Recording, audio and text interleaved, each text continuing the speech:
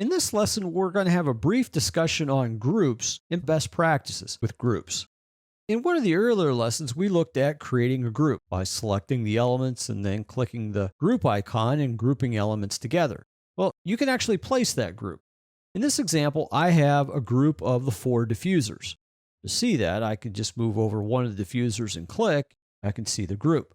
To place a model group, on the Architecture tab on the ribbon, right in the middle in the Model area, I can choose the Model dropdown and click Place Group.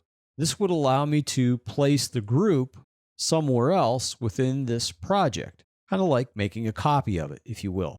Now, that worked fine in my example. I didn't see any broken references or any other constraint issues because the elements I combined were singular. They were all the same type, and they weren't bound to any walls or any other type of elements.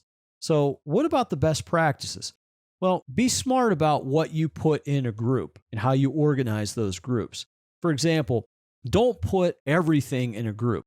Don't put your walls and your floors and railings and ceilings and stairs or anything else all in the same group. Because if you do what I just did by making a copy and placing the group in another instance, if you place it, let's say, on a different level, that group is going to have constraint issues.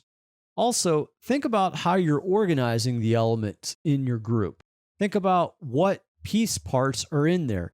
For the walls, maybe you do need the slabs inside of that group as well as supporting constrained elements that the walls are bound to.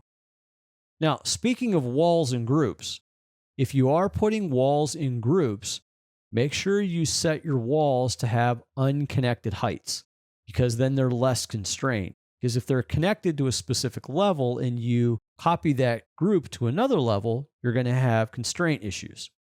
Also, make sure that there are no pre-existing errors or warnings with any elements you're putting inside of the group.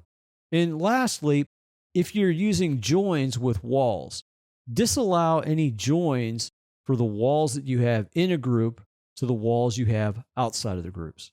So these were just some of the things that go into best practices with groups. While groups are very powerful and very useful, you also have to be very cautious on what you're putting into the group and what downstream issues you could have as you use your groups in other areas.